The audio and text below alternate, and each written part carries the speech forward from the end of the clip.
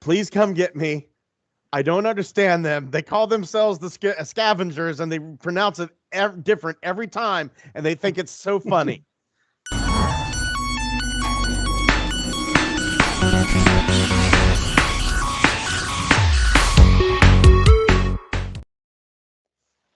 Hello and welcome to the Swedish Transformers podcast. I am Linda, a loyal Autobot.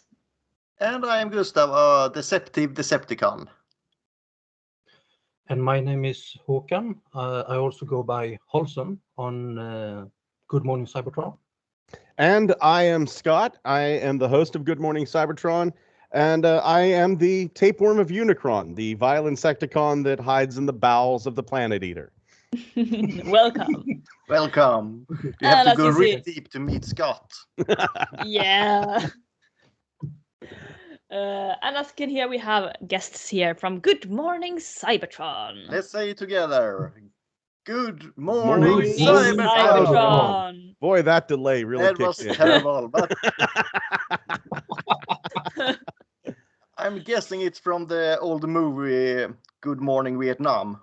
Absolutely. I wanted to all the Transformers podcasts that were out at the time were kind of like very, very G-rated. I wanted to have something that was a little bit more adult. I wanted to be like a bunch of drunk friends out at a bar, just saying whatever came to their mind. And by God, have we succeeded, much to the dismay of a lot of Transformers fans. And to the love of many others. Oh, thank you. Yeah. Thank you. Yeah, our roof is also very high, so we are making all the jokes that is possible, and it's not too child friendly. Definitely not. Good. We keep the children's toys out of the kids they were intended for. You know, that's Yep. Anyway, Transformers fans that grows up and never actually grows up. Indeed. How long have you been doing Good Morning Cybertron? Oh, Jesus. I think it's like 2007 or 2008. Wow. Somewhere in there. Like over 10 years. Yeah, it is an over 10 years thing. We had to take a whole bunch of episodes down because of the what was called in America the COPA Act. You have to warn people before you say bad words whenever you're discussing like toys and bad words in the same sentence. You have to warn people. So we had to take a whole bunch of episodes down, and now all the new episodes have hey, this isn't for kids. Get Junior out of the the room. Put on the headphones, and then here Simon Furman is going to introduce us, and now we're going to say just horrible jokes in just the worst way possible and point and laugh. So that's essentially Good Morning Cybertron. It's barely about Transformers, really. I mean, you have over 10 years of being in a podcast about Transformers. I mean, at the end, you kind of run out of things to talk. Maybe not really. No, not really. It's there's always something new going on. Yeah, go ahead, Holson. I'm sorry. Yeah, I mean, there's always something new. I mean, we focus mainly on news, like what new toys are coming out, what new images from film sets and stuff like that, and new comics coming out. So our subjects are basically anything new that pops up. And then since there's always something on the horizon, there's always something to talk about. So. And we're not afraid to dip into some weird toes. We had an episode that got derailed, and we started talking about these He-Man knockoffs called Speclatrons. And about a week or two ago, for some reason, I got it on a kick, and we were talking about this toy from Mattel called Suckerman from the 70s. And I got so obsessed, I had to go buy one. Oh no. Yeah, that's great. Beautiful. But yeah, I'm gonna pull out some little bit of Transformers questions because we have to put you on the right spot. So first of all, are you a Autobot or a Decepticon? Where's your politic opinion? I would say if I was anything, I would I'm not going to go Autobot or Decepticon. I'm going to go Nail. I am a non-affiliated indigenous life form. It's quite honestly in both my Transformers and my real life politics, I'm very much, could you just leave me the hell alone? That's what I feel like. And I honestly, I think most people in my country are that way. Just, I'm so fucking tired of it. Leave me alone. That's my political and my Transformers. Whatever. The Decepticons have some good points. The Autobots have some good points. I just want to stay here and drink heavily. How about you, Olsen? Leave Scott and Brittany alone. Mm-hmm. Yeah, I'm not sure either. I'm guess I'm leaning towards Autobots, but I could probably be convinced to do some unethical science for shockwave or soundwave or something. Yeah, everything doesn't have to be black or white. You can be gray too. Yeah. But honestly, if Scott could leave planet Earth, he would. He would be like, fuck this place, let's go. Bye. I'm on the first rocket off this shithole. Oh no. To the dark of the moon. Yeah. Iron sky. I am in love with you. The fact that you just said iron sky, I am in love with you. Hitler riding a T-Rex. And the little T-Rex saluted too. That was great. Yeah, it's a hard... Yeah, tiny arms. Oh well.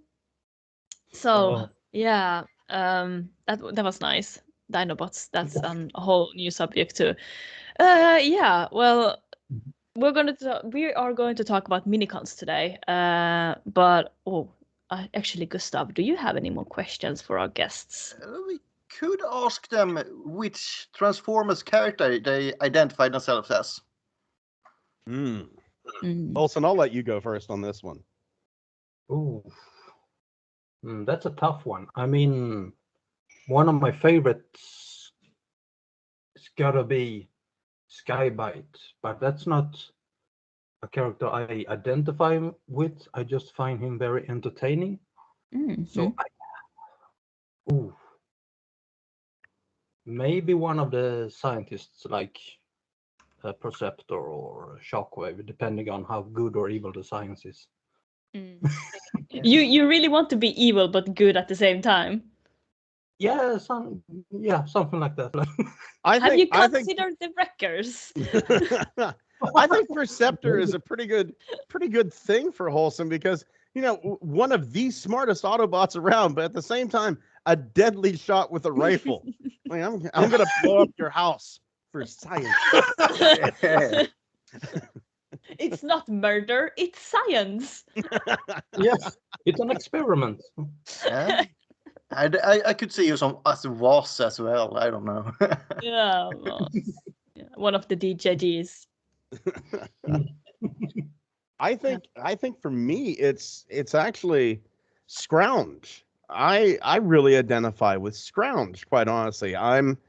I consistently try to do the right thing, but I know that my mouth is going to end up getting me killed.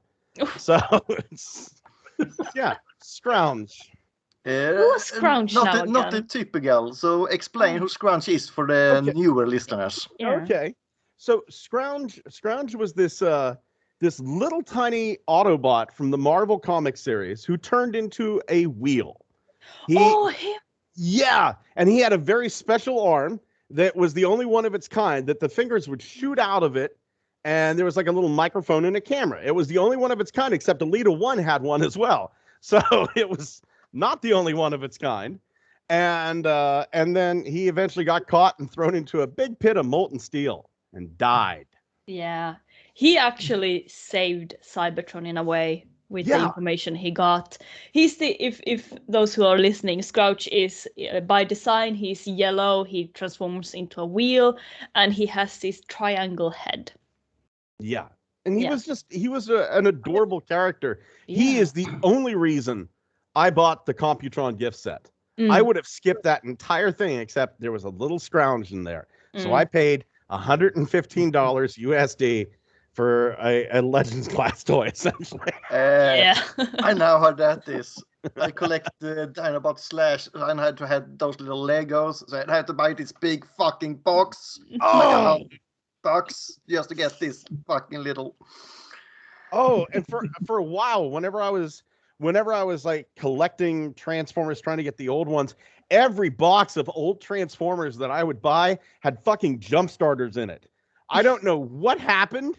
That maybe over Christmas vacation they left the factory machines running and they came back, but there was always jump starters everywhere. I don't know how it is over there, but here in America we're hip deep in jump starters from 1985. We would love to be hip deep in any Transformer here. It's scarce here. Yeah. Oh, I know. And if there's ever anything I can do to help you guys, please let me know. Just send us all your Transformers. It's fine. No.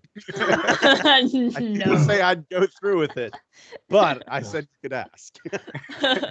The funny thing about many of the jump starters we find over here is the variants with the red faces, which were manufactured in Mexico and somehow imported into Sweden. So that's for some reason we have both the, I guess it's Milton Brandley, but I don't know for sure, and the Mexican Transformers here. Yeah. So for people hunting for variants, the Swedish, I guess, Scandinavian market is not too bad because we got quite a few of them. I don't know why all my Transformers smell like tacos, but they do. Oops. Oops. Yeah. Oh, Yeah. Well, good times. indeed. I'm like so yeah, we're going to talk about minicons. I said that like, I don't know, 10 minutes ago. Welcome. So I was wondering a little bit like, what's your first experience with minicons? Where did you first see them? Your first introduction? Olsson, let's start off. Yeah, well, I started collecting very late compared to most other Transformers fans. I started collecting in 2008 after having seen the Michael Bay movie. So that was what really awoke my interest in Transformers. And I just started looking for big toy lots online to buy. And that was probably the first minicons I came across, some Armada, probably. Very random, yeah. I don't even remember which one, but yeah. I think for me, my first experience with minicons was a friend of mine who was collecting at the time. I wasn't collecting at the time. I was actually doing Godzilla stuff at the time. I'm like Holson, like the 2007 movie kind of put me back into it, but I had been like, it was a thing where I would go into a store and if I saw a cheap Transformer, I would buy it. So it was a thing where I had all the ones I had as a kid. You know, I bought my first Transformer back in 1984. It was a Wind Charger. So I've been with this franchise for life. And I would watch the shows, but I wouldn't really do a lot of collecting. The movie is what kind of kicked me into collecting. But a buddy of mine brought in an Optimus Prime, and he said, yeah, then you can take this little tiny Transformer and it turns into his gun, or you can plug it into the back and look, Optimus Prime can now punch. And Optimus was just like, with the back and forth. And I thought, oh, that is really cool.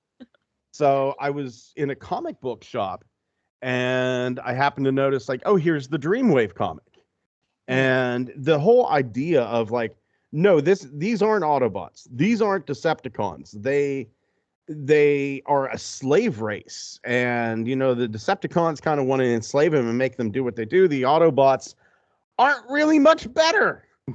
It's that whole idea of, the Autobots are kind of doing the same thing. They're just being nicer about it. It kind of got to me, and I went, oh man, this is really cool. So I ended up getting that Optimus. I ended up getting Cyclonus as well, just because the name was there. And then I saw Cyclonus was like, that's a stupid looking helicopter. And I read the instructions, plugged them in. That's a better looking helicopter. That's kind of awesome. Yeah. And then I pulled the trigger and I went, that's really awesome. Beautiful. Yeah. As it should be. As it should be. Yeah. So I guess that's also your favorite memory of Minicons. I Or think my favorite memory of Minicons Mm. would have to be my mom. My mom bought me a pack of the giant planet Cybertron Minicons that had like the little sub and the airplane and stuff. And just her, she's not with me anymore. She passed away of cancer in 2014. And before like 2014, that was just like a memory. But seeing how things went, and that's become like a very big core memory. I love those giant planet Minicons simply because my mom decided to buy her 38-year-old son a pack of Minicons. That's just beautiful. It Wow. is. It really is. Best mom ever. Yeah. She absolutely was. She absolutely was. No way, Yeah. no two ways about it. Halson, your favorite memory of Minicons? Was probably quite recent, only a couple of years ago. I think we were talking on Good-mornings-Cybertron, and just by chance we came to talk about Armada Cyclonus and how some of the other Minicons could interact with him. And I had no clue. I had no idea whatsoever. Like the road record team, for instance, with the excavator, the drill, and the tank. Like you could attach them to him instead of his own car, Minicon. And that just blew my mind. I had no idea. I had that figure for maybe a year or two. And I just had to get those Minicons when I found that out. So that was kind of an epiphany, or whatever we call it. Mm. That was like an entire gimmick I had no idea about, like interaction between different sets that I had no idea about. And that was a great feeling of discovery. I think that's one of the beautiful things about Transformers in general, that you can own these toys for 2, 3, 4, 5, 10, 15, 20 years. Go back to them and go, oh, I never noticed that. I think that's a very beautiful thing. It's almost the way a nice relationship should go, where you can always find out something new about the person you're with, or persons. It's the 2020s. I'm an open-minded man. Yeah. You gotta catch them all. Yeah, exactly. Yeah. Be that women, Minicons, Pokemon, or STDs. It's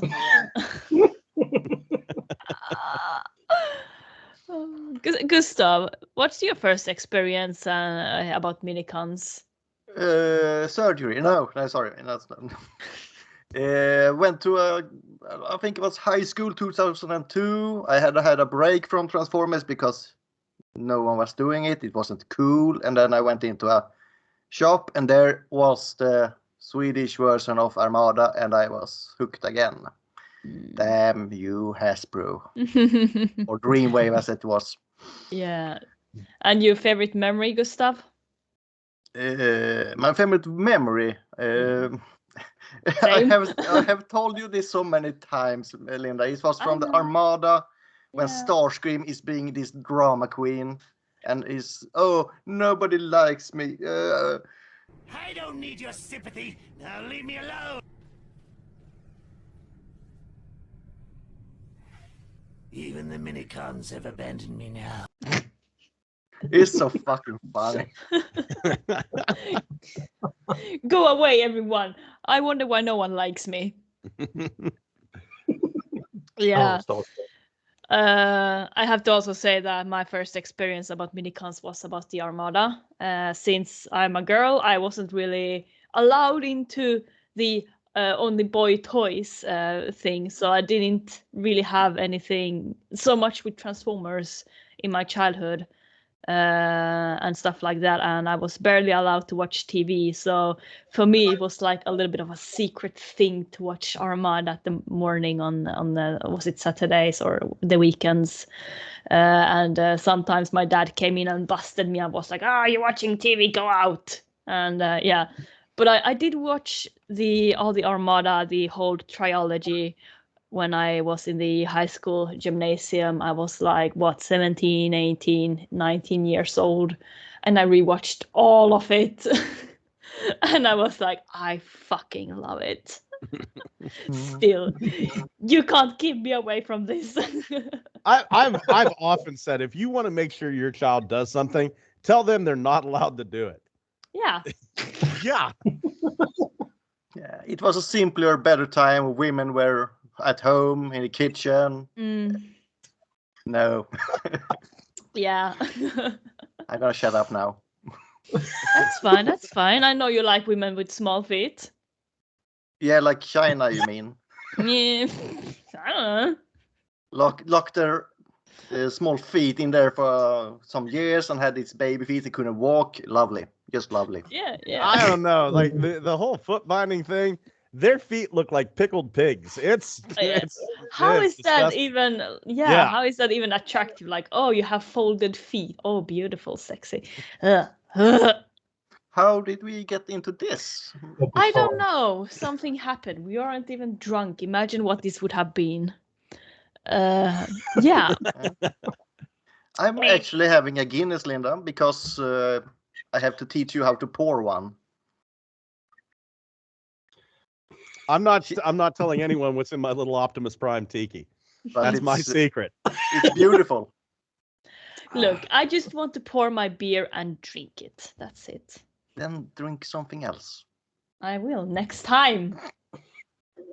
Jesus, you're so sensitive. I'm Con, sensitive. it feels like we're in the middle of a lover spat, doesn't it? Yeah. So let's go into the minicons. We haven't actually even told anyone what a minicon is. No. What is a minicon? It's a transformer. Yeah. We have been looking on some small bots in the past episode here, and it's time for the minicons as a finale on this English experiment. Minicons are small transformers about the size of humans, normal size humans. They often form partnerships with full-size robots that they can connect with and evolve them. They were introduced in 2002, Armada. Minicons were the central feature of this whole series, and they went wholly without precedent in Transformers history because they have come back after Armada 2. Nowadays, I think minicons is just a concept for a small robot. Yeah. Everything now they let go. Even Soundwave's small cassettes are called minicons nowadays. And isn't that just a little sad? Exactly. Blasphemy. Burn them. Not the toys, the blasphemous. Yeah, absolutely. Exactly. Right from the beginning in '84, when the Transformers franchise got big and started, the concept of small Transformers partnered with larger ones existed with Soundwave and his cassettes like Buzzsaw, Laserbeak, Rumble, Frenzy. And other characters to find their small stature would follow in the later years, like the Target Masters and more famous Micromasters that were introduced to compete with the Micro Machines toy line. It's funny how these things happen when Hasbro has to, they're doing that. We have to incorporate into Transformers. Of course. But it leads to fun ideas. Mm-hmm. Two things set the minicons apart from these earlier concepts of Micro Masters and Target Masters. They were a unique faction. They had their own insignia. They were not Autobots. They were not Decepticons. And that's lovely. How do you think you can describe, any of you, the insignia of the minicons? I would say it's a giant stylized M. With things around it. That's, yeah. It's a me, Mario. turn it upside down. It's me, Warrior. It's Unicron's helmet. Wink. Like, Yeah, yeah. he has something to do with the Minicons in the Yeah, early. he does. He's their dandruff. His cells. Yeah, they were his what cells or something. They were like supposed to keep him alive. What I understood about, they're like his red or white blood cells. I don't know, or how to define them. I don't know. And then the Autobots and Decepticons noticed that, hey, we can use these small bots to be even stronger. Let's enslave these little critters. As you do. As you do, and the Autobots were more nicer about it. They were like, hey, would you like to help us fight this war? Yeah, they're also using your brothers and sisters as weapons, but we're gonna take them back to our side because we are the good guys and they're the bad guys. And yeah, they didn't really have so much to choose between, but I guess that the Autobots were fighting for their freedom. As they say they do. They They say wanted they control do. over Cybertron just as the Decepticon did. So they just There was some painted it. weird shit going on, yeah. And the reason why they wanted the Minicons in this series is because they could power link with them and make take a Minicon, connect it to their body, and make themselves stronger and get new abilities. Which is weird. Usually whenever the small thing attaches to the larger body in nature, the larger body gets weaker. It was kind of a little reverse thing. These are like Transformers remorse, but in reverse. Yeah. Absolutely. So, yeah. Yep, go on. Is there anything more we want to talk about the Transformers Armada trilogy? Yeah, we have to mention that they were created by Unicron, so they could interact with the Decepticons and Autobots, and they would fight over the Minicons, who will catch them all. And during this, Unicron would just suck up all the anger and hatred from these conflicts to get even stronger. But he hadn't thought about the thing called humans, because the humans interacted with the Minicons and screwed everything up. The whole plan was messed up. Because Minicons in this continuity can't talk. They get beep, beep, beep, beep, beep. They talk sim. But the humans can understand them because they had met them in a time paradox where they met them and went back and then met them on Earth 4 million years later. It's strange, but that's how it is. And then the Minicons did as they did. They are a subservient species, or a slave species, as we said. So we can see the Autobots and Decepticons maybe as masters and dominatrix, or something to the Minicons, if we want to go that way. And as they are a subservient species, they attach to the Autobot or Decepticon that finds it and frees it from their pod they're in stasis in. So, oh, you're my master now. You're bad? Oh, I don't care. I will serve you, master.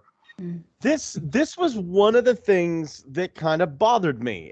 Not a lot of stuff bothers me with media, but just the idea that there could be a subservient species, it kind of like, okay, these things, they like being slaves. It's okay to kind of have that as a message in a children's show. That kind of bothered me. The other thing that bothered me was the way that the only thing that bothered me more than that subservient species thing, that some people are just designed to be servants. In the Transformers Prime Beast Hunters, how cavalier they were with the idea of suicide. How Optimus Prime is, I'm just going to kill myself at the end of this. Yeah. I'm fine. Ratchet's like, no, I'm sure we can figure out a solution. Nope, gonna go kill myself. See y'all. And throws himself down a shaft. I mean, it's just, it was. Those were like two things in Transformers. I went, I don't like the message. I can see Optimus Prime there as Eric Cartman. Screw you guys, I'm going home. But we can help you. No, No, I just tried to kill myself. Bye. Put the cube in my chest now. Yeah, just walking down the line. Bulkhead, go fuck yourself. Ratchet, you're okay. Bumblebee, you mute son of a bitch. I hope you go die. And Miko, I always loved you. And just tosses himself down the hole. And saluting as he falls, Bye, bitches. Yeah. 3 days later, they have a little plaque. He was an hero. And by the way, Magnus, you're not worthy. Bye. Good. Good Was luck it playing knockout Cat there Spring. too? You Could one be hand. like. Have to use my strong hand, Oh. But The anyway, I comic. got off track. Yeah. Subservient species. Okay. Yeah, Knockout was there too, wasn't he? Anyway, the sexiest spot on that planet. But we are not on a Knockout podcast here. We are on Minicons. Yeah. Yeah. If you were gonna talk, we will come off base sometimes in this podcast. So let's do one. I saw on one of those figures, RED. They're gonna do a knockoff from the Prime series. It looked beautiful. I have to buy that one when it comes. Nice. Knockout was great because Knockout was a brand new character, brand new personality, and just so obviously gay. It was beautiful that they kind of snuck that in. Yeah. Watch the paint. Watch the paint. Do you know how hard that is to replace? Look at those wheels, classic styling. And the fact that he was Timmy Turner's dad, too, was even better. Yeah, it was so much beautiful stuff there. But the comics, Marvel, not the Marvel, Dreamway comics was different from the cartoon in this About era Minicons. of Armada. Mm. Before Dreamway crashed. The Minicons here were natives to Cybertron with no connection to Unicron. And their ability to power link was the work of Decepticons who had experimented on them after capturing them and like being evil, like Shockwave always does. Or curious, that's how one way to put it. I will just take you apart, I will see how you function, I'm not evil. Mengele style. They did escape from Cybertron here, crashed on Earth as the Autobots always do. And reawakening, that was kind of the same as the cartoon, as they met the humans and the humans changed them. In the comic, Minicons were more independent than in the cartoon and they could speak. That was a relief. Thank you. Yes. Even in the cartoon, I think Optimus Prime said, I need an interpreter. I can't understand this. I can't work with this. It's a thing. If it's annoying to the characters in the cartoon, you should probably guess that it's annoying to us at home. Yeah. Yep. And please give Bumblebee back his fucking voice. Yes, we're done with that. Fuck you, Michael Bay. Mm-hmm. I'm so done with that. It was fun in the beginning, and then he had his voice back, and then they decided, nah, he will be more mute. It's like, but you explained it that he couldn't talk because he was like ordered not to talk. In the IDW comics, they had a thing where like Starscream went to steal some Decepticon technology from Sector 7, and apparently Bumblebee's throat just is a magnet for lasers. And he gets shot, and that, which is why he can talk at the end of the first movie, but not at the beginning of the second. But yeah, the whole Bumblebee can't talk thing is such bullshit. I'm done with it. Yeah, me too.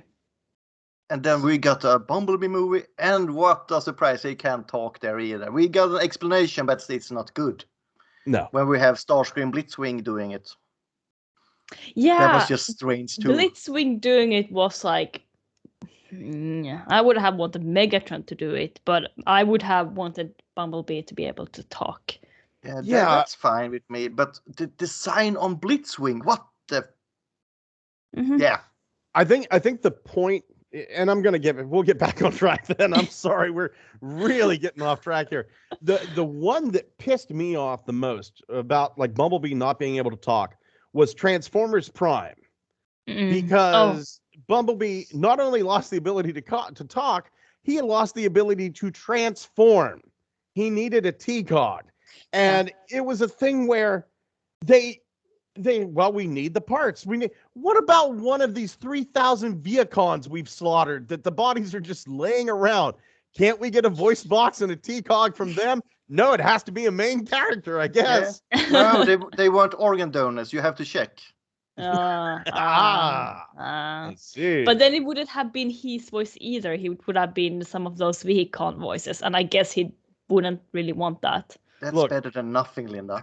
I was gonna say, if I lost my voice and they came to me and said, "Look, we've checked the organ donors. The only vocal cords we can transplant into you come from Michael Jackson," I'd be like, "Sign me up." I would. A voice is better than no voice. Okay. As long as I don't get Blanket's voice, it's fine. Yeah. Is Halson still with us? Oh no. Is Halson gone? Halson. Oh, somebody? Hold on, let me check the Facebook chat. See if he put anything in there. I don't know when he disappeared. I just seen him. I saw he froze, but that happens. Yeah. You there, Hakan?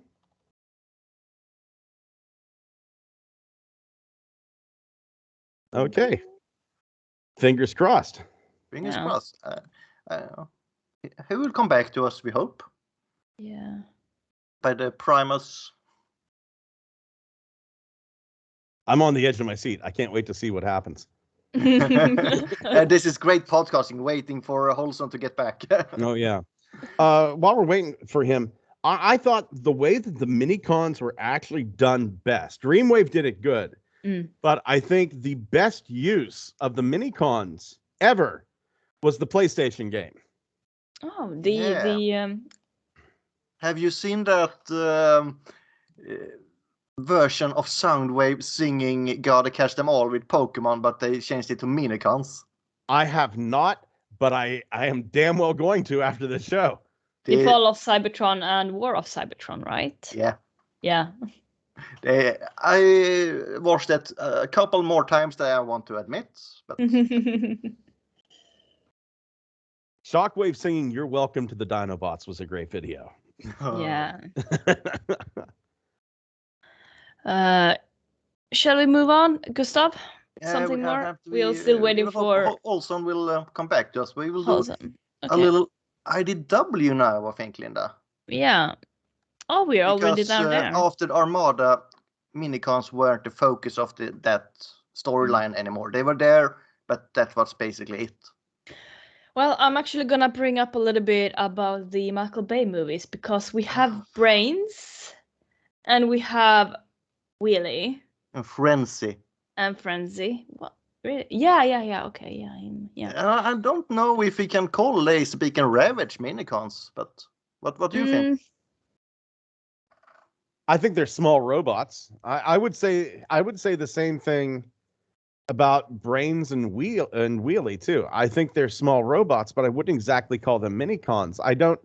Whenever I think Minicon, I am thinking about a small robot that powers up a large robot. And the only powering up that I saw any of them do was really just Brains hooking into the computer. You know, did he hook into the computer? Did he turn into a laptop? He turned into he turns into a laptop. Yeah. And Wheelie turns into a little car. It's one of those situations where I can't really call those Minicons. We are getting Holson is typing. He says, "Sorry, guys." And bad internet, probably. Let's see here. But yeah, I can't really call the Bay small guys like Laserbeak. They're just small robots. He's restarting his laptop, so fingers crossed he'll be back on. He's coming back, hopefully. Yeah, so that's what I also thought, that if they are Minicons, then we should bring them up a little bit.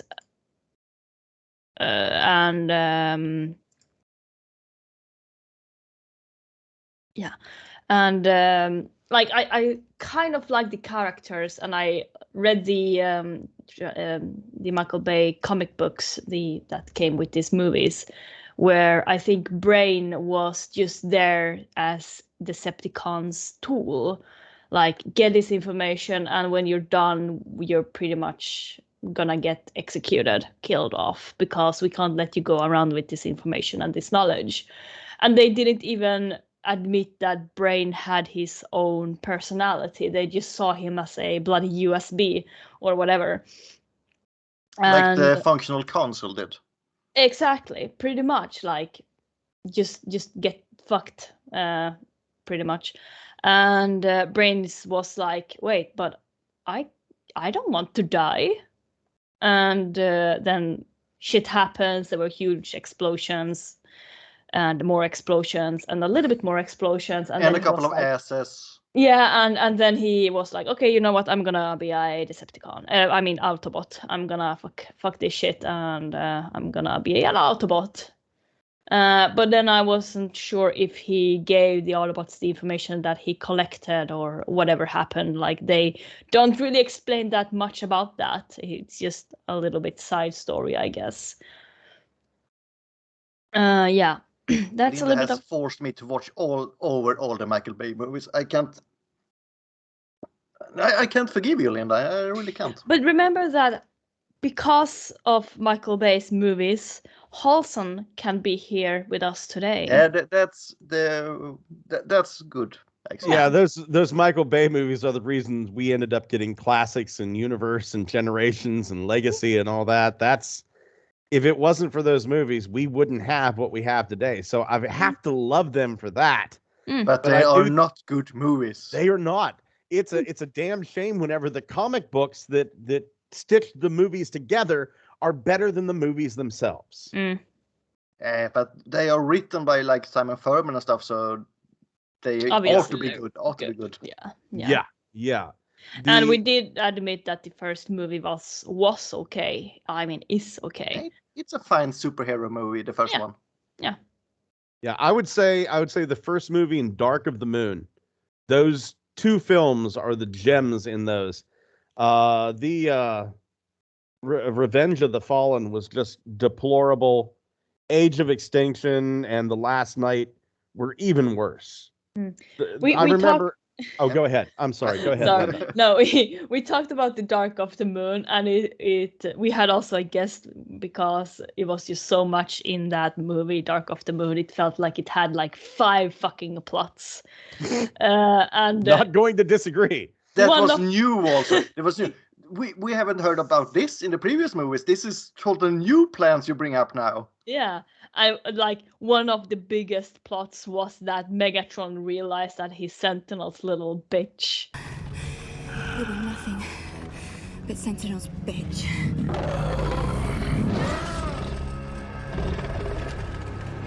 And a human had to tell him that. A sexy human.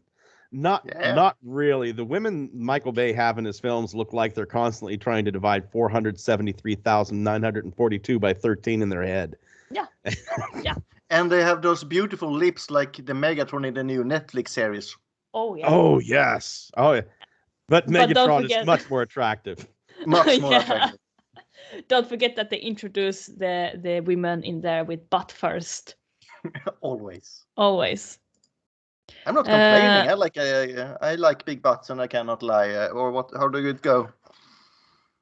Well, if you like big butts, then probably Michael Bay is not the thing for you. Those women look like orange coat hangers. Yeah. How did we get into this? Yeah, Michael Bay. I don't know. Anyway, Halson says that his laptop is fucked. And he'll join us whenever he can. We will be stalling until then also. Yeah. So what are your dreams, Gustav? Oh, I don't know. I just want a big farmhouse and... Sounds I don't. We could talk a bit aligned continuity, Linda. Oh, so... Or do you want to talk more Michael Bay? I'm sorry. I would love to talk more about IDW. Oh, go ahead. That's Linda's favorite almost every time.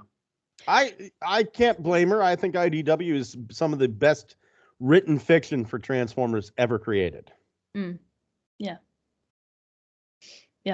I totally agree, and it's like a story that is just so long, and the plots are like very stretchy. Whatever you read in the first book comes up in the last book. That's how long it is. Like, I just love it. I don't think there's any comic books that are stretching that far. It takes a lot for me to like audibly yell yes and pump my fist in the air.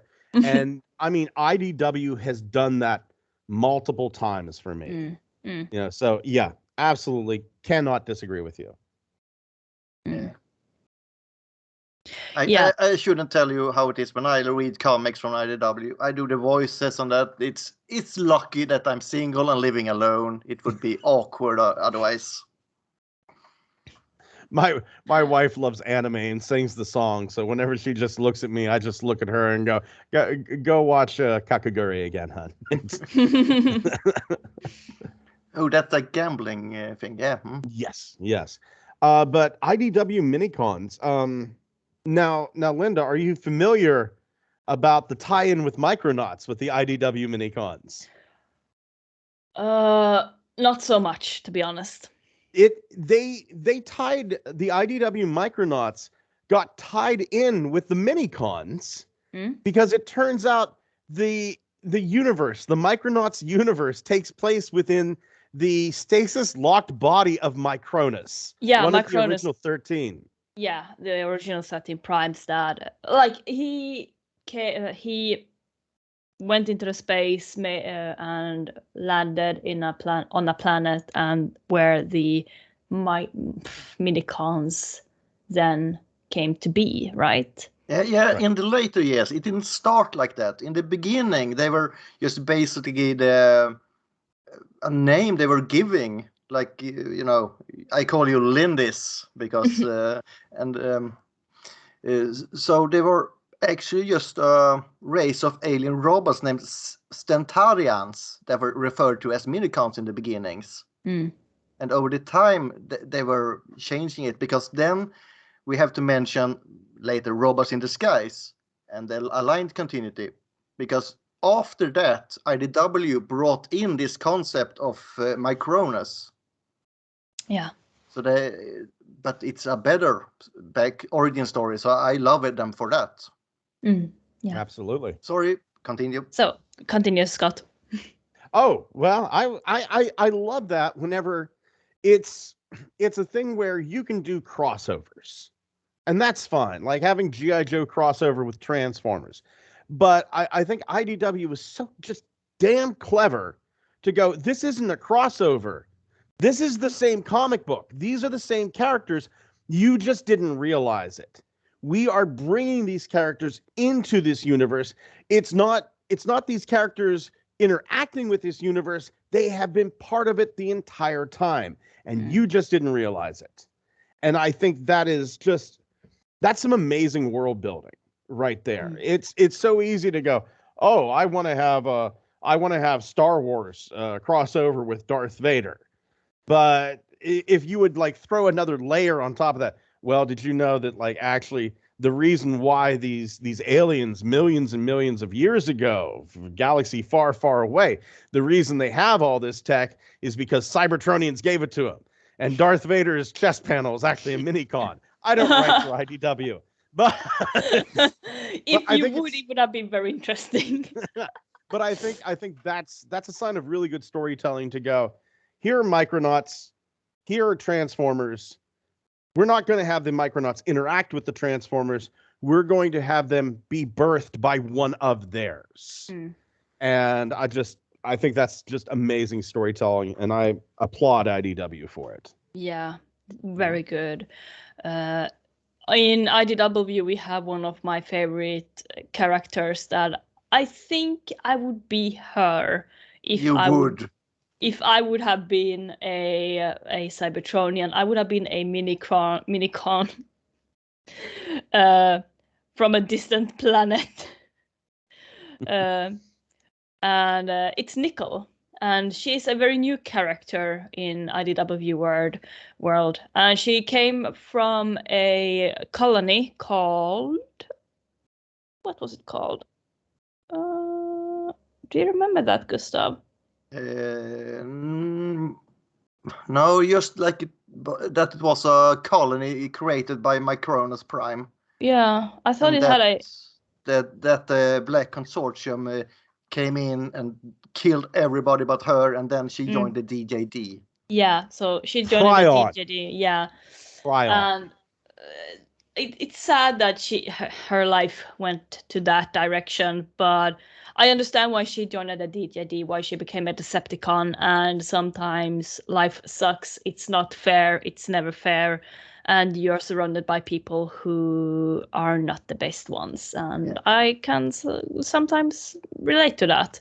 And that's because she hates the non-mechanical life because of the Black Consortium, and that's why she finds Decepticons attractive. I always felt very much like Nickel and Waspinator were kind of brother and sister, quite honestly, because Waspinator gives me that vibe too. The only reason Waspinator is bad is because of the people that he's around. I think if he would have been with more Autobots, the same way if Nickel would have been with more Autobots, it would be very easy for them to switch over. Yeah. But he was kind of an ass when he was alone and with the caveman, you know. They had him build him a throne and they just kicked him out after a while.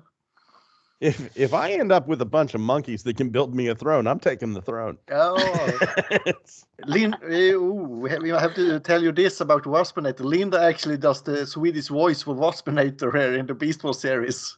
Yes.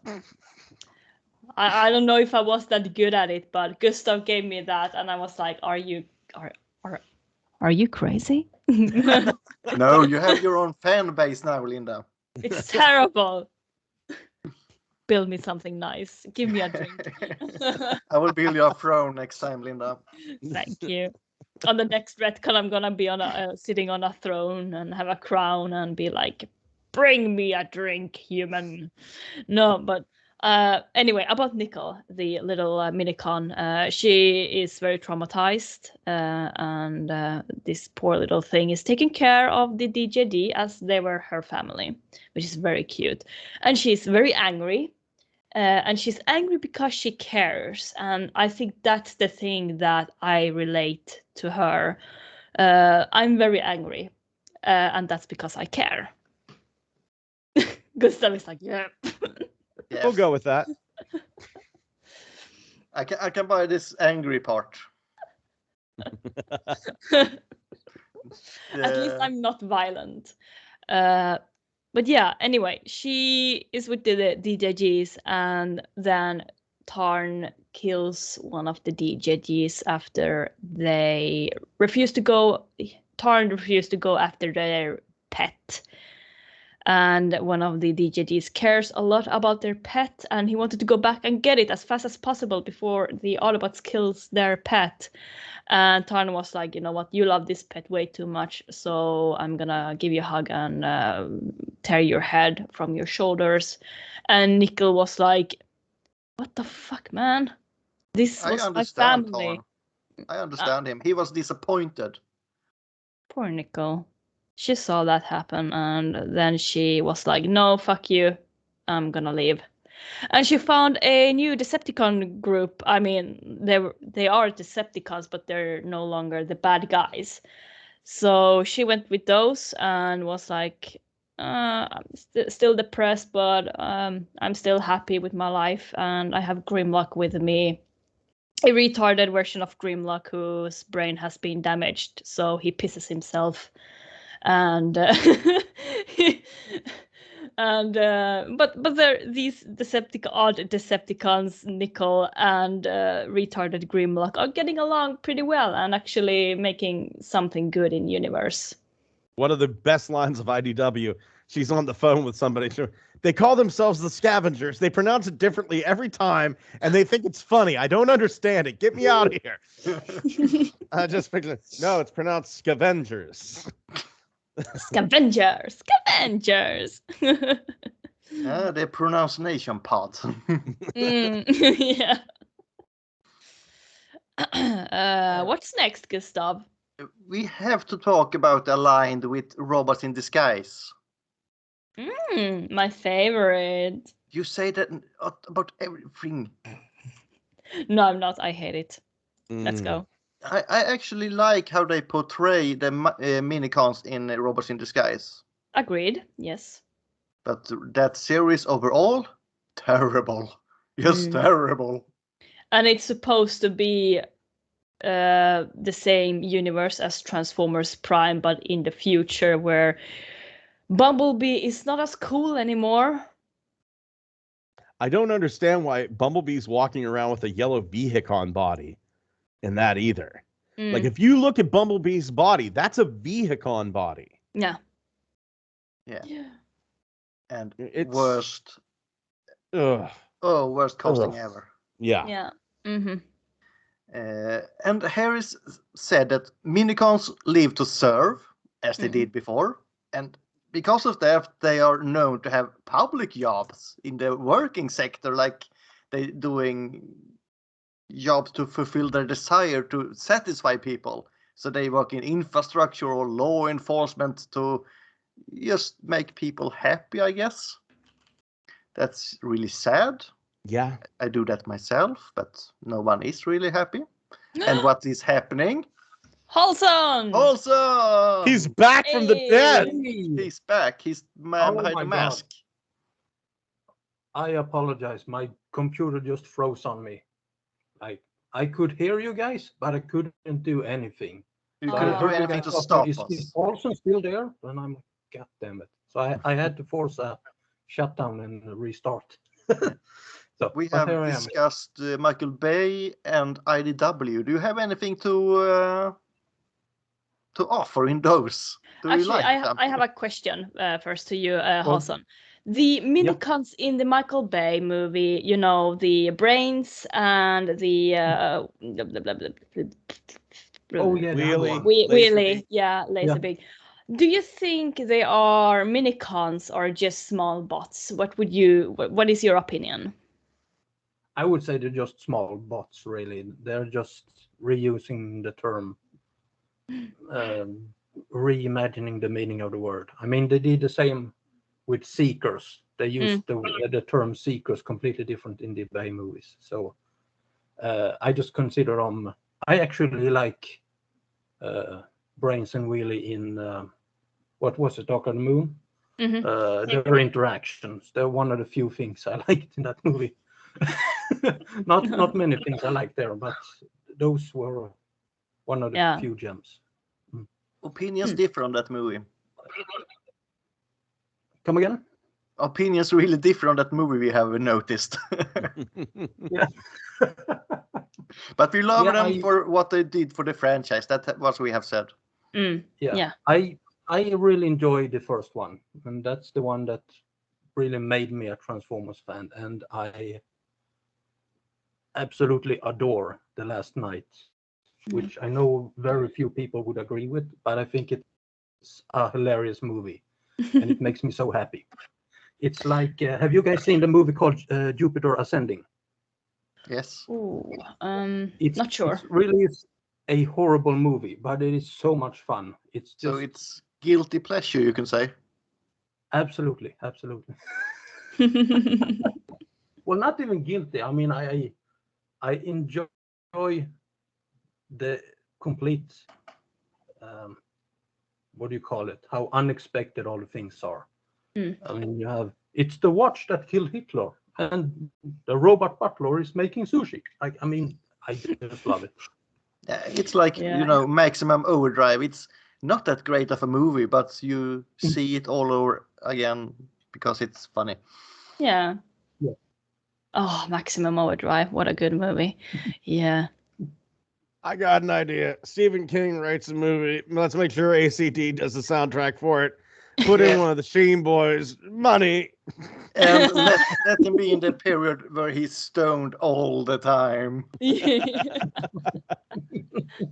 Yeah. What can go wrong? Exactly. Everything. But it is a great movie, so actually nothing really went wrong. And no one died. Linda knows the guy who has the goblin head at home. Oh yeah, Tim really? Choquet. Yeah, Tim Choquet. he bought the mask as it was destroyed in the end of the movie. He bought the mask and it lied in his backyard for like what 10, 20 years. And when he came home one day, his wife was about to sell it, and he was like, "If you touch that thing, it's over. You know, don't ever sell my shit. You know." And then it lied in the back of his backyard for like 5 more years, and then he was like, "Okay, it's time. It's time."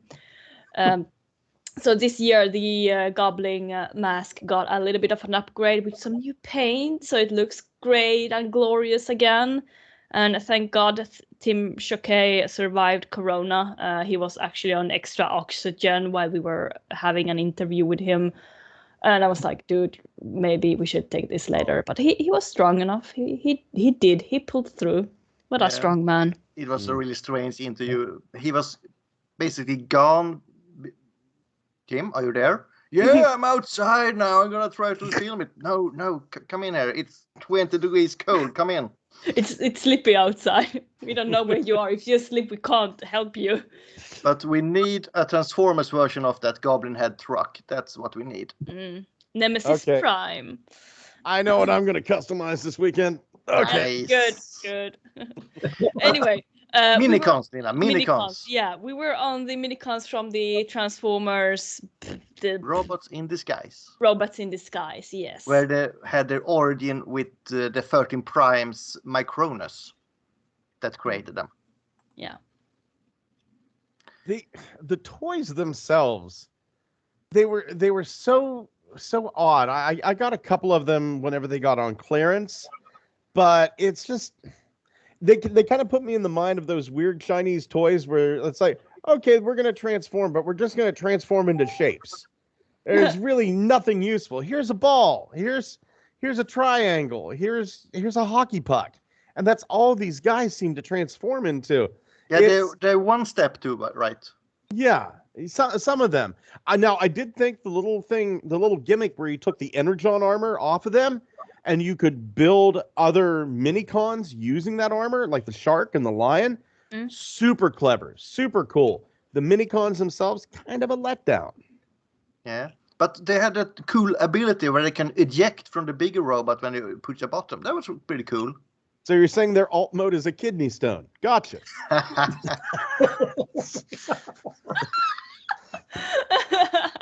I don't think a kidney stone ejects, basically, but yeah, all right. I've had one. It's a slow eject, but it is eject. Oh, I heard you can kill them with, sonic beam or something. Well, the type that I get, unfortunately, no, you can't, because mine are about the same density as my bones. So whenever they X-ray me, they can't find them. And I've passed one. I've had surgery for 2. And so it's a thing where, yeah, we could do that, but we're going to liquefy your pelvis, doing that. No, thank you. Just cut me. Yeah. Please say you saved them in a jar beside the bed table. No, God, no. God, no. The one I passed, I flushed. The other 2, they handed to me. And I just looked at it and went, get this the fuck away from me. I'm going to mail them to so many people when I get them. Oh, my God. The pain of a kidney stone is just like, hey, I'm going to kick you in the junk repeatedly for 4 or 5 hours. That's your kidney stone pain. So, yes, I'm going to say the RID Minicons are Cybertronic kidney stones. That's what they are. Maybe that's where Rock Lords come from. Good one.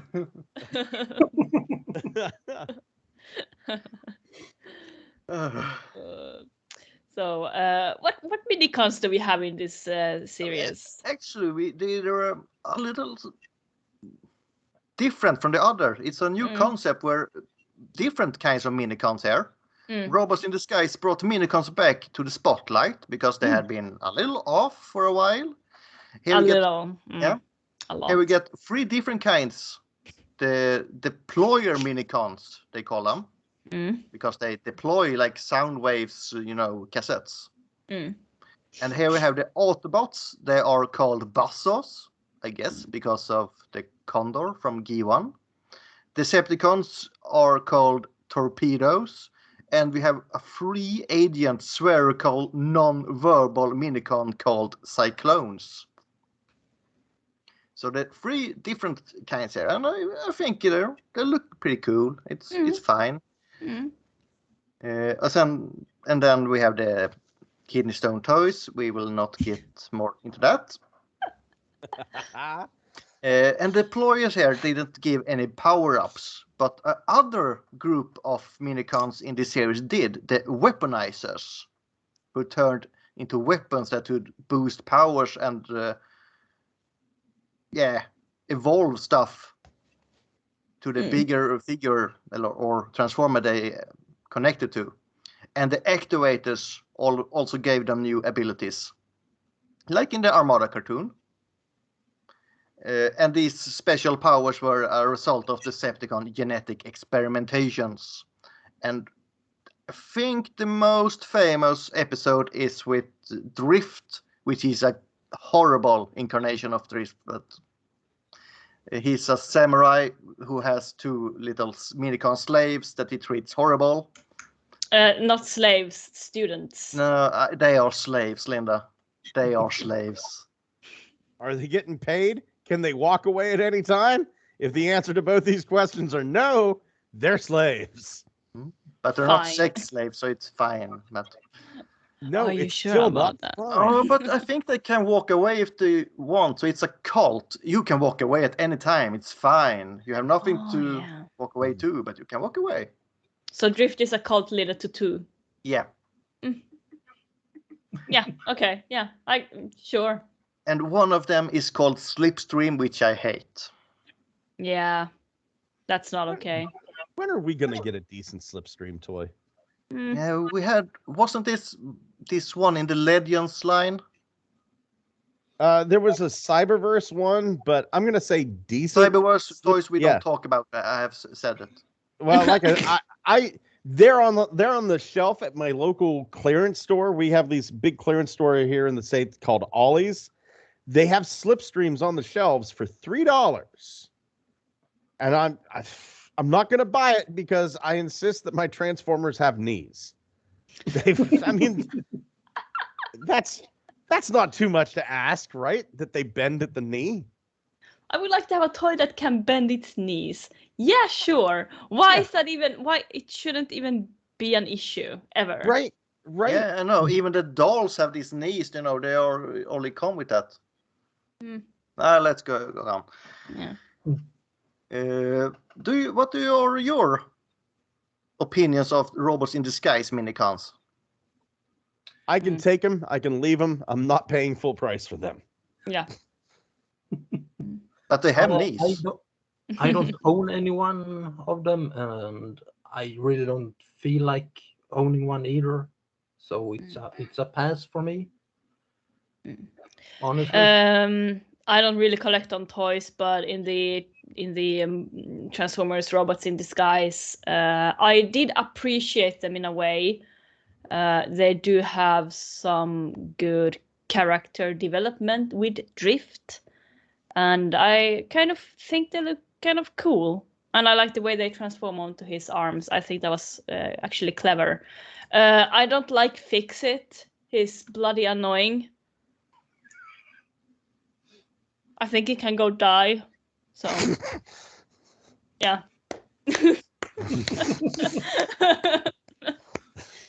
That's my opinion. Next. No, not just that. There are more Fix-Its. It's not just one. There are fucking 100 Fix-Its. I want to know who's the big idea to give somebody just a drill for hands that they can't change out for anything else. Yeah. It's ridiculous. I forgot there's this episode with Fix-Its where he's having a lot of Fix-Its robots coming and they're all the same. No identity at all, and die real wheat and die, but it's Fix-It this time. Okay, Gustav, take us further. I don't think it's much more further to take us in the Minicons department, actually, if you don't have anything else. I think this is one of those properties that Hasbro has that we are going to see again in the future. They do have this weird ability since Armada to just kind of pop out of nowhere. oh, here's some Minicons. You know, it's like we had, they were in Armada. Okay, great. The next series, Energon, there was really no reason for Minicons to be there, but all of a sudden, boom, we've got Energon Minicons. Cybertron, we started to have like some really, really nicely done Minicons, I feel. And then in the classics line, all of a sudden, here's some more Minicons. So I don't think that this is an idea that we are done with. I think that we are going to see these again in the future. I would be surprised if we didn't, quite honestly. I could see them coming up in one of the upcoming Bumblebee movies, which, for as bad as Michael Bay's Transformers were, I think the Bumblebee movie was a beautiful love letter to the Transformers franchise. So, I mean, I could honestly see like the thought of a Minicon coming back. We may see them as like those cool little Minicons that are also target masters, or that can combine up into weapons. It was a really good idea. And I think like all good ideas, it's going to be worth revisiting in the future. Yeah. So what's your favorite adaptation? Favorite adaptation of the Minicons? I would have to say my favorite adaptation of them is going to have to be the IDW series. They could talk. They had a purpose. They were like they were a race. They didn't want to be slaves. They fought for their independence. It wasn't just, well, these things are created to be slaves. They were a subject to experimentation. That is my favorite adaptation of the Minicons. Just because you're small doesn't mean you shouldn't be able to talk. Yeah. What do you say, Olson? What's your favorite? Ooh, I mean, I focus mostly on the toys, so I can't speak much to comics or cartoons, but there are a couple of Minicons from the Power Core Combiners. I think they were called Duo Packs or something like that. That I quite like. I like the one that came with Ice Pick, the one that transforms into like a artillery platform missile launcher, and a couple of those. Toy wise, those are pretty good. And so then not the kidney stones then? Not the kidney stones, no. And also the one we mentioned at the beginning of the show, the ones that can interact with Cyclonus from Armada. Armada, yeah. Yeah. But other than that, I'm not that fond of Minicons, honestly. I think a lot of them, I feel like they could be engineered a little bit better. If we take like the Requiem Blaster, that's one of my favorite Minicons to hate, because I hate everything about it. I hate the robot modes. I hate the vehicle modes. I hate the combined mode, and it's just What about the Star Sable? I own that one, and I traded it for a Beast Wars Stampy, and I'm much more happier with the bunny. Okay. I'll be damned if I can get my Star Saber, any iteration of my Star Saber, to stay together. Oh, is it that bad? It's pretty bad. When will we get a decent Star Saber toy? Yeah. HasLab. Oh, we hope so. We hope so. Yeah. We can't get it here, but what the hell? Oh, I'm sorry. I'm an American. I apologize. Scott can probably buy you one out. Nope. HasLab's done. Sorry. HasLab's okay. done. Sucks to be you then. Yep. Linda, then, what's your favorite? Obviously it's the Armada one, because of childhood. I just love it so much. Like, it was sort of my first time actually coming into the Transformers universe as a full-on blown fan, being like, oh yeah, Transformers, I remember this one, this is super cool. And I love Minicons, and oh my god, a cat. Cat Hi, points. kitty. Cat points. Sorry about that. This is Isaac Newton. He wanted some attention. He's named Isaac Newton because the little fucker experiments with gravity on a constant basis. Yeah. There's 4 others running around here, and a one-eyed chihuahua. Oh my god, that's so cute. Where was I? Yeah, I love the minicons from the where was I? Armada cartoon because it's just nostalgic for me. I can't handle it. But I guess my favorite minicon character is Nickel from the IDW because I just love the way she is and I recognize myself in her a lot. Yeah, I don't have a favorite minicon, I think, but not that Robots in Disguise version is good, but I like that they brought in the origin of Micronus into the IDW, what they did for that. So I would say just that. And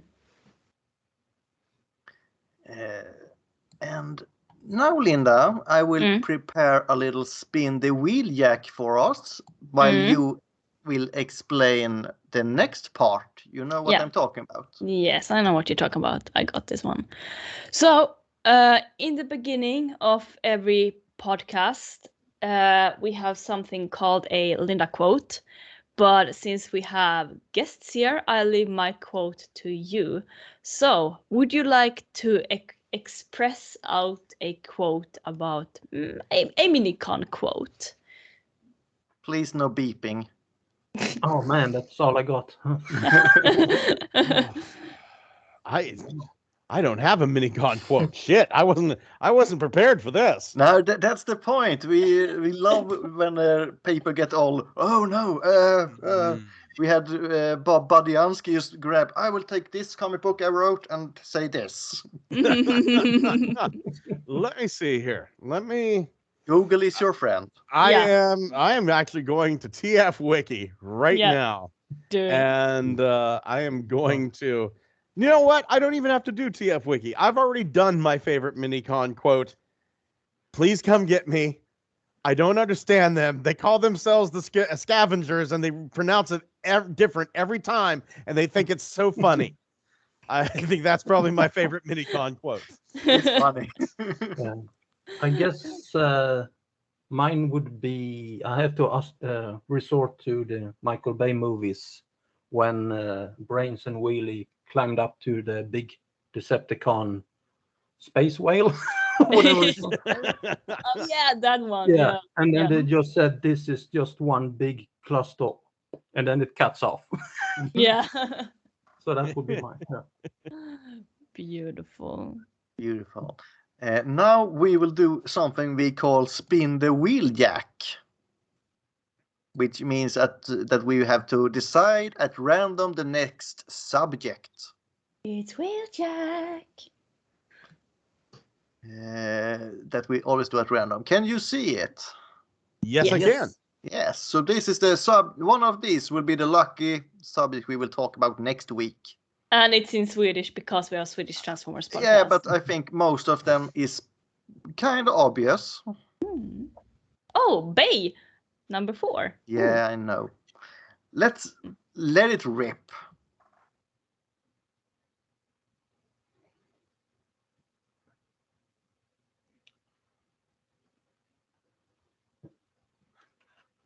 Oh, I'm itching with delight. Scraplets. Yeah, Scraplets will be the next episode for us. Beautiful. Skraplingar, as we say in Swedish. Yeah. Skraplingar. Yeah. So I would be more Transformers Prime and some Marvel also, actually. Yeah, I will do the Marvel, I think, with Blaster and Goldbugs episode there. Yeah. Oh, Blaster. Good boy, Blaster. I love how they use scraplets in IDW. How they're like, oh, they're a method of execution. A single scraplet to the brain. That's nice. Yeah. I didn't like them in Cyberverse, but we have done a couple of episodes of Cyberverse, and Linda is, yeah, this season is really good. And then when we talk about it, this season is really bad. It's so weird because I had a memory of that. Oh, first season sucks. And then the second season is better. And then the third season is better. But every time we watched the season 1 and 2 for now, I've been actually quite disappointed. It's just weird. But yeah, whatever. There were some parts that I really did like, and some parts that I really hated. Yeah. Or really disliked, actually. I don't hate, I just really dislike. You hate. I'm just angry because I care. Exactly. But that was a little thing about the Minicons. Yeah. How did you feel being on this podcast? Was it terrifying? No, I had a blast. I had a blast. Right now, my wife is looking around the corner. She's like trying to come in so that the camera doesn't hit her, and she's just looking at everything. And so, yeah, absolute blast. I'm sorry, Linda, that I distracted you with my cat. But I want to throw the invite out to you guys too. I've had such a great time here today.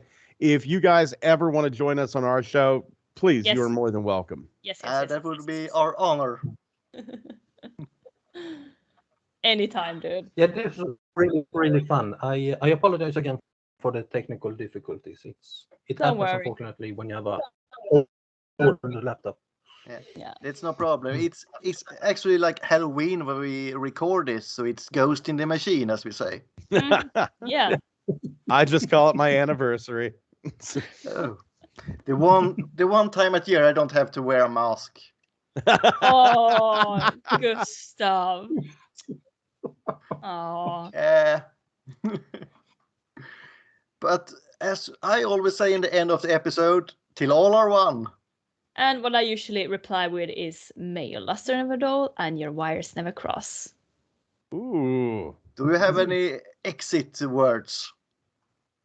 No, I don't. I just usually go. I don't really. I just tell everybody like at the end of the podcast that we do. Hey, everybody, say good night. But I have another podcast that I do about the paranormal, and I usually end that with take care of yourselves and each other. Yeah, and I should say I'm sorry or something in the episode, but I don't. Yeah. Olsen, do you have anything? Any parting quotes? No, just thanks for having us on, and hope to do something like this again. Yeah, soon I hope. Good night, Cybertron. Good night, Cybertron.